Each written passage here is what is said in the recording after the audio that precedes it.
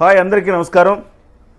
Kannappa cinema విడుదల వాయిదా పడిందట. April 25న ఈ సినిమా విడుదల చేయాల్సి ఉంది. కానీ ఈ సినిమా వాయిదా వేస్తున్నందుకు బాధపడుతున్నాం. సినిమా ప్రేక్షకులందరికీ, సినిమా అభిమానులందరికీ కూడా క్షమాపణ చెబుతున్నామని చెప్పేసి మంచు విష్ణు గారు ఒక ట్వీట్ ఇచ్చారు.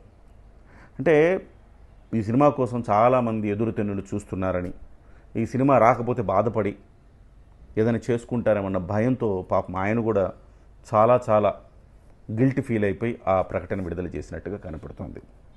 ఇంతకుముందు ఇంకొక అంశం కూడా, ఈ సినిమాని ఎవరైనా ట్రోల్ చేస్తే ఆ శివుడి ఆగ్రహానికి గురవుతారు అని చెప్పేసి రఘుబాబు అనుకుంటా, ఆ సినిమాలో ఒక పాత్రధారి అనుకుంటా, రఘుబాబు, గిరిబాబు కొడుకు రఘుబాబు ఉన్నారు కదా, కామెడీ పాత్రలు చేస్తారు, క్యారెక్టర్ పాత్రలు చేస్తూ ఉంటారు.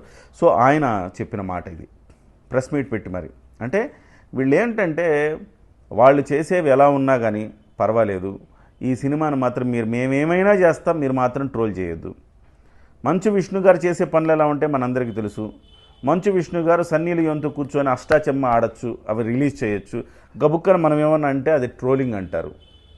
సో ఇప్పుడు ఈ సినిమా కోసం ఎవరు చాలామంది ఎదురు చూస్తున్నట్టు, ప్రపంచం, తెలుగు ప్రపంచం కాదు, భారతీయులంతా ఈ సినిమా కోసం ఎదురు చూస్తున్నట్టుగా ఆయన తపన పడిపోయి ఈ ట్వీట్ ఇచ్చినట్టుగా కనపడుతోంది. దీనికి సంబంధించి ఆయన తమ్ముడు ఒక మాట అన్నాడు, మంచు మనోజ్ ఒక ట్వీట్ చేసి తర్వాత డిలీట్ చేసినట్టున్నాడు ఆ ట్వీట్ చాలా వైరల్ అయింది.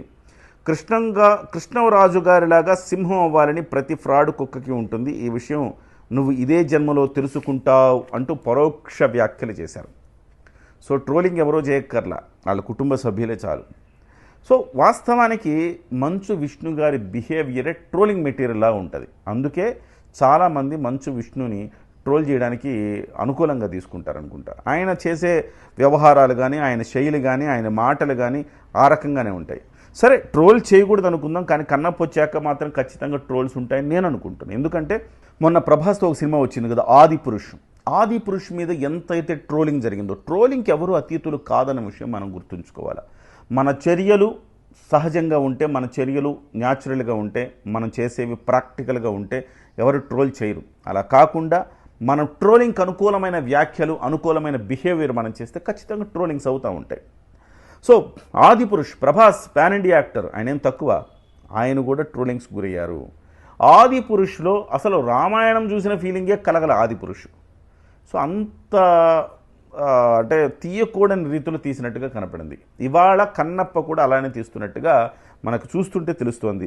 సో కన్నప్పలో అక్షయ్ కుమార్ శివుడికి గెటప్ వేశారు. చాలామంది అంటుంది ఏంటంటే, శివుడి గెటప్కి కాస్త మీసాలు ఉంటే కాస్త హంగు ఉండేది కదా, ఆ మీసాలు లేకుండా చూడడం కూడా చాలా ఇబ్బందిగా ఉందనేది. తర్వాత ఆయనకు నాగాభరణం లేకుండా ఉన్నది.